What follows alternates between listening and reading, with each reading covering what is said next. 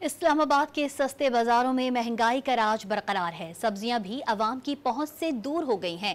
सस्ते बाजार में प्याज 123, टमाटर 103, लहसुन 544 जबकि अदरक 520 रुपए फी किलो में फरोख्त हो रहे हैं। मजीद बता रही हैं डॉन न्यूज की नुमाइंदा रुखसाना खान। जी रुखसाना, मजीद क्या तफसीलात हैं? महंगाई पर आवाम का क्या कहना है?